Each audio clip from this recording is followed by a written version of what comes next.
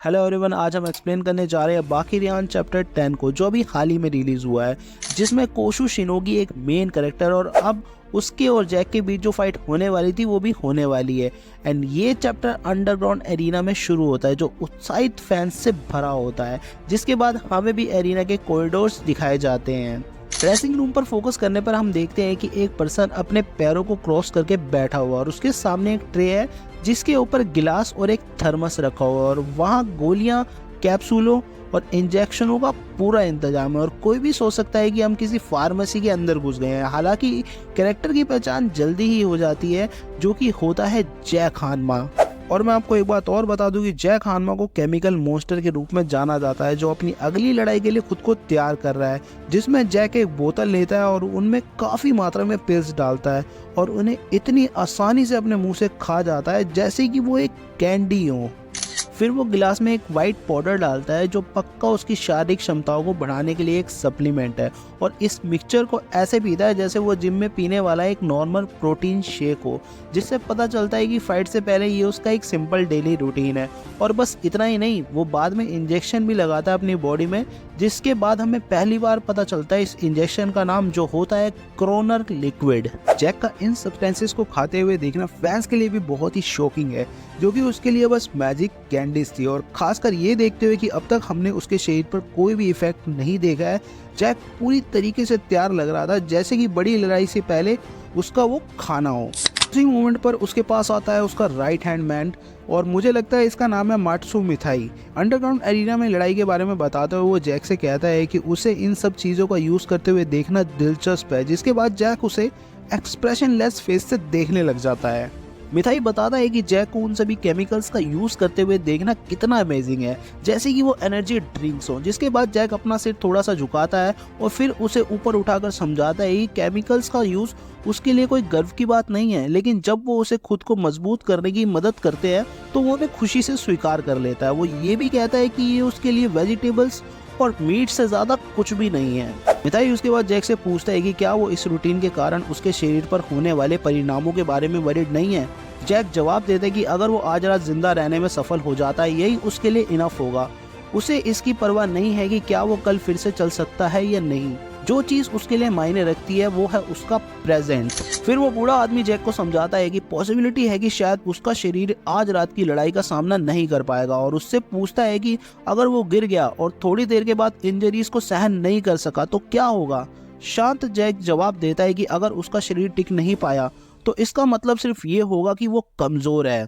फिर scene shift हो जाता है एरिना के कॉरिडोर्स में और फोकस करता है दूसरे ड्रेसिंग रूम पर। वहां हमें कोशु शिनोगी के पसीने से लथपथ पैर दिखाई देते हैं, जो अपनी बड़ी लड़ाई की तैयारी के लिए अपने शरीर को फैला रहे थे। फिर उनके बगल में हनाडा आ जाते हैं। ये ध्यान रखना दिलचस्प है कि हालांकि कोशु से उम्मीद की जा रही थी कि वो अपने कोने में अकेला होगा, पर ऐसा लगता है कि हनाडा उसके आसपास उसके साथ है। और ये चीज भी बहुत ही इंटरेस्टिंग है कि कुछ दिन पहले ये दोनों एक इंटेंस बैटल में शामिल थे, जिसे कोशु ने जीत लिया था। फिर कोशु डेमोन्स्ट्रेट करता है जिम्नास्टिक के बेनिफिट्स को, और पसीने से लथपथ कोशु ये भी दिखाता है कि उसने बहुत इंटेंस वार्म अप कराया फाइट से पहले। फिर कोशु हनाडा को जैक हानमा को इन्फॉर्म करने को कहता है कि वो तैयार है और एरिना में आने के लिए कहता है, जिस पर हनाडा अपना सर हिलाते हुए हाँ करता है। फिर हमें बाकी हानमा की इमेज दिखती है जो एब्सेंट था पिछले कई चैप्टर्स से, और ये तो क्लियर है कि वो अपने बड़े भाई की लड़ाई देखने आया है और उसके न्यू फाइटिंग स्टाइल के बारे में भी और भी ज्यादा समझने के लिए आया है। साथ ही में मास्टर जैसे कैरेक्टर्स भी वहाँ पर मौजूद है, जिनके साथ दूसरे ब्लॉक में इन्फ्लुएंशियल हानायामा भी मौजूद है। यहाँ तक कि एरिना में डोपो ओरोची और उसके बेटे काटसुमी मास्टर गोकी के साथ मैच देखने आए हुए हैं। ये सभी लड़ाके इस एंटीसिपेटेड फाइट को देखने आए हैं, और चैप्टर के लास्ट पेज पर फाइटर्स को बैटलफील्ड के मैदान में बुलाने की ऑफिशियल अनाउंसमेंट दिखाई गई है, जिसके बाद ये अमेजिंग लड़ाई शुरू होगी चैप्टर 11 से, जो कि अगले वीक जारी किया जाएगा। इसलिए उसके फुल रिव्यू के लिए चैनल पर बने रहें। हमेशा की तरह ये चैप्टर बहुत ही छोटा सा था, जिसमें जैक हानमा की लड़ाई के लिए उसकी अनयूजुअल प्रिपरेशन पर फोकस करा गया है। मुझे चैप्टर के 2 डिफरेंट व्यू पॉइंट्स की प्रेजेंटेशन बहुत ही दिलचस्प लगी। एक तरफ जैक जो ताकत हासिल करने के लिए अपने शरीर को केमिकल से भरने में भी एक बार नहीं सोच रहा है, और दूसरी ओर कोशो जो जैक के साथ अपनी अगली लड़ाई के कारण ज्यादा नेचुरल ट्रेनिंग रेजिमेंट को फॉलो कर रहा है, जिससे उसकी फ्लेक्सिबिलिटी और भी ज्यादा इम्प्रूव हो गई है। जैक को ये कहते हुए सुनना इंटरेस्टिंग एंड डिसअपॉइंटिंग दोनों है कि उसे परवाह नहीं है कि उसका शरीर इसे सहन कर सकता है या नहीं।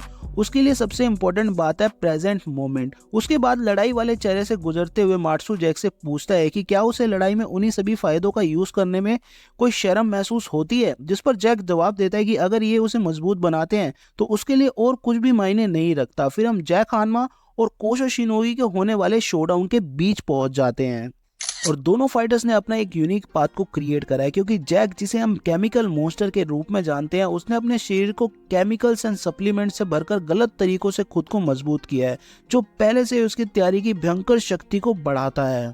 दूसरी ओर जैक और उसके फादर यूजिरो के बीच बातचीत ने स्टोरी में कॉम्प्लेक्सिटी की एक लेयर जोड़ दी है। हिस्टोरिकली ब्रेक्ड एंड कॉन्फ्लिक्टेड उनके रिश्ते ने एक अनएक्सपेक्टेड मोड़ ले लिया है और जैक को प्रेस करने के बाद यूजिरो ने अपने अनवांटेड बेटे जैक के एफर्ट और डिटर्मिनेशन को भी एक्सेप्ट कर लिया है और अब जैक, जिसे अभी तक लग रहा था कि वो गलत कर रहा है, strongest creature in the world से प्रेस मिलने के बाद उसे खुद के मेथड्स पर भरोसा होने लग गया है।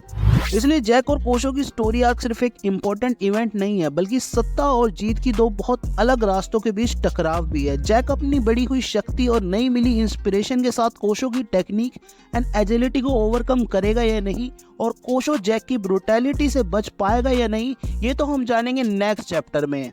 Now let me know your opinion in the comment box. मुझे आशा है कि अगले चैप्टर में हमें एक अमेजिंग फाइट दिखाई जाएगी। सो मांगा से अप टू डेट रहने के लिए चैनल को सब्सक्राइब कर लो। I wish you happy holidays and hope you will enjoy these moments with your family and loved ones and good friends. Thank you for watching the video. If you like it, don't forget to subscribe. I hope you have a nice day or night.